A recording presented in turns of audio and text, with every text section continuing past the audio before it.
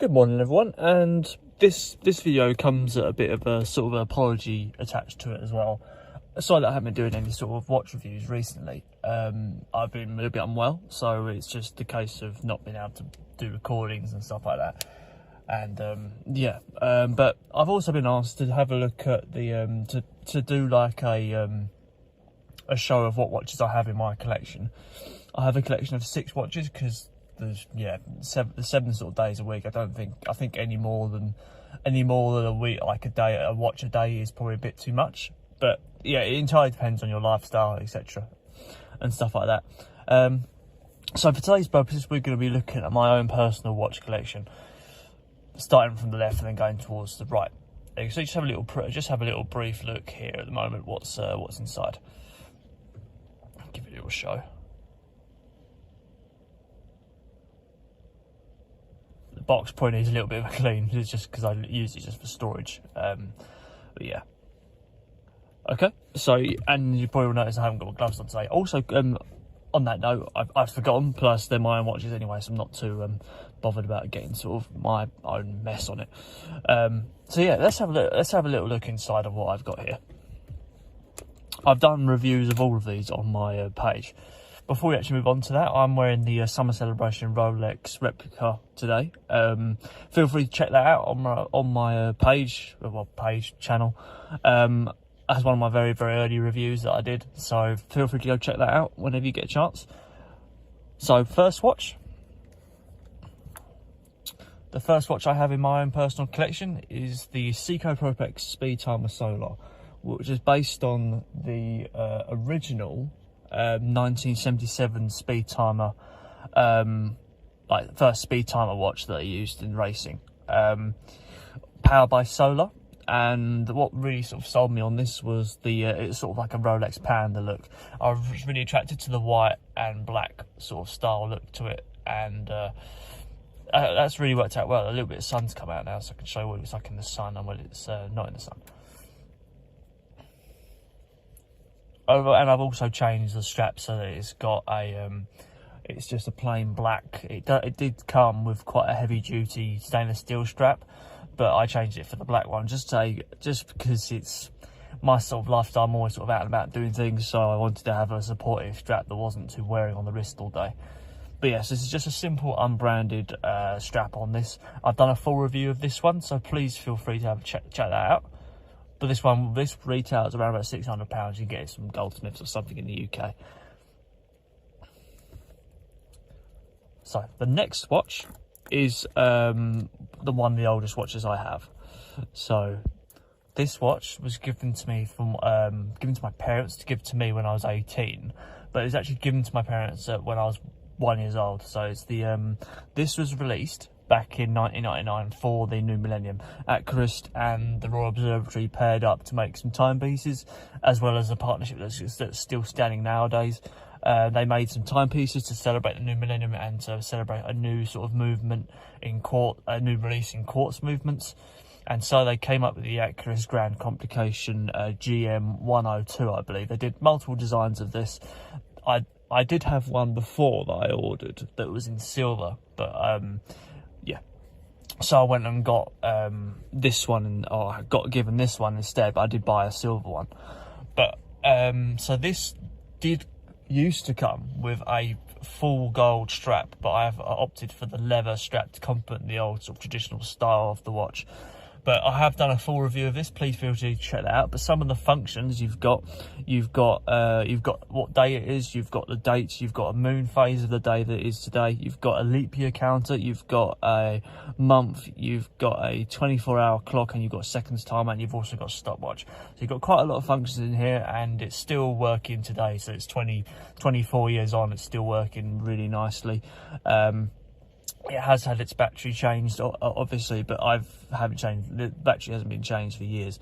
But yes, that's the Accurist Grand Complication. You can't actually get hold of these anymore. You might be able to get hold of them in an auction or something, but if you can get hold of one of these, it's probably one of the most important watches you can have in the English history coming up to the new millennium. So this is probably one of my favourite ones.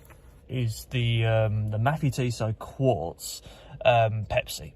So I was always a fan of the Rolex Pepsi watch, but I couldn't, honestly, admittedly, I couldn't afford 12,000 to fork out on a Rolex Quartz, Rolex Pepsi automatic.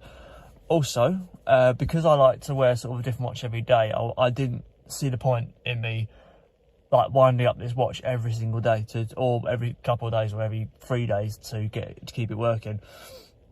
Plus, I literally found this online, got a browsing, and I thought, what's Mathey Tissot? And I realised it's a Swiss quartz brand that does designs based on like homages towards most Rolex models.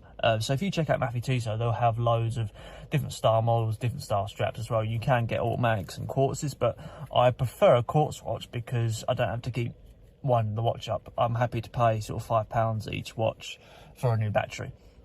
But yes, this is the Mathey Tissot Quartz Pepsi. Obviously offering that 24-hour GMT function with a Seiko Prospex as well, with a unidirectional bezel.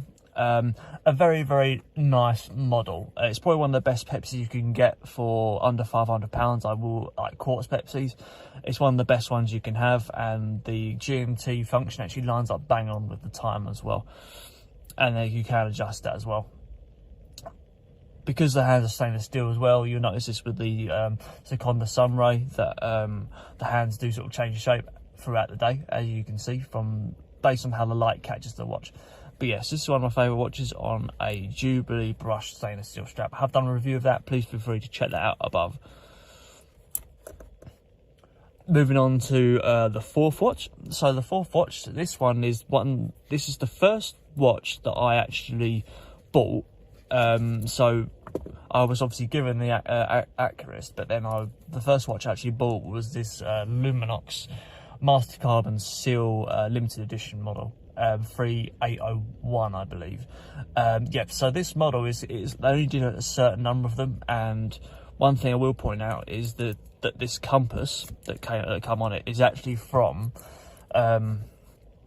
the Bear Grylls Luminox Survival watch, which is like orange and white. I can't remember the exact model of it, but that's from that. As you can see, it doesn't actually match the colour. It does come with a different compass, but the compass that originally came with this wasn't a very good one. It was like the centre parts are made of plastic. This centre part looks like it's made of plastic, but it's got a metal interior just to sort of have a better compass function to it.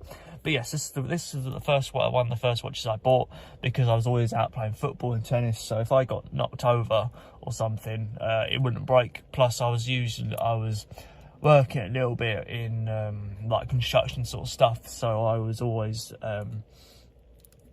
being wary of scratching it and stuff like that. And plus, I really fell for the sort of the black and blue colour. I did see Luminox watches advertised. I thought, no, I could always give myself a go. And also, it's one of those watches you could wear sort of doing anything. You could wear it going swimming. I've walked past walls in my house, knocked this on it, and it's chipped the wall, and not this.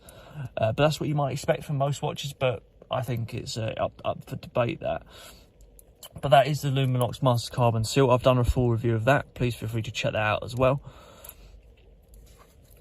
Moving on to the last two, we've got a Seiko Sunray. Seiko Sunray, so these are obviously my blue ones to match this blue bracelet here. Seiko Sunray, this is one of the most recent purchases I bought. I did have just 5 watches in here, but I thought I really fell for this. I actually bought this on the Amazon Try Before You Buy scheme, and I was really sold by how beautiful the blue face was, and how the hands sort of adapt their shape based on the sun as well. But obviously my Mathey Tissot and my Rolex do that, but I was really sold by the colour, the overall distinctive blue colour of this watch. As you can see in the sun, really, really nice blue. You probably gathered from the theme of the watches I've got here that blue is probably my favourite colour for a watch, and it is. It's probably one of the most trendy sort of colours you can have. It was the dial and the mixture of hands that sold this for me, and I love the black and blue stitching around the side. So this is actually, I bought this on the Amazon Try Before You Buy scheme for about £70–80. So yeah, I have done a full review of that. Please feel free to check that out on my channel as well. And lastly, the one that I sometimes wear usually at night when I go into bed, just to keep the movement going, is a Rolex 2019 Air King. So obviously this one has a fair bit of weight to it. This one I bought myself, I treated myself to a gift for the end at finishing university. This cost me around about £5,000 at the time. And it's got a similar sort of style to the face of the Rolex Sunray, the Seconda Sunray in terms of the face of it. So the face has like a sunbeam sort of sunray style to it. You may notice that there's a little scratch in here, but that's yeah, that came with the watch. I bought it second hand, admittedly, at an auction. Yeah, so I just wanted a simple sort of dark blue Rolex. Didn't want anything too expensive, but I always wanted a Rolex in my life at some point. That operates on an automatic movement, but the one thing that didn't come with this was an EasyKnit system, so I might take the EasyKnit system out of this one and put this in here, just so that I've got a quick adjustment tool for it. So just going over the price points for these watches again. So if you wanted to get these, £600. I've seen prices on this, missed prices on this, £200 is worth more than that. Mathey Tissot, probably get it for £300 now. This, if you can get it, it's probably be 600 for this specific model. 600, 700. Seconda Sunray 80, and around about 5k for this one, if not more. So there we go, guys. That is a look at my own personal watch collection. I'm sure this might change in a few months' time, but this is the watches that I currently love and the ones I'm sticking with at the moment. So thank you very much for all the subscribers so far, and I'll be doing some videos in the coming week. I've got one released for Monday, and I've got one set for Wednesday as well. I've also got some like noob Rolexes on the way as well. I'm going to be doing lots of reviews of those. I've got quite a few of those to send out for people. If you want to purchase a watch, please send me an email. I'll put my email in the description below. And so yeah, guys, I hopefully see you on the next videos in the coming weeks. Thank you very much, guys, and apologies again.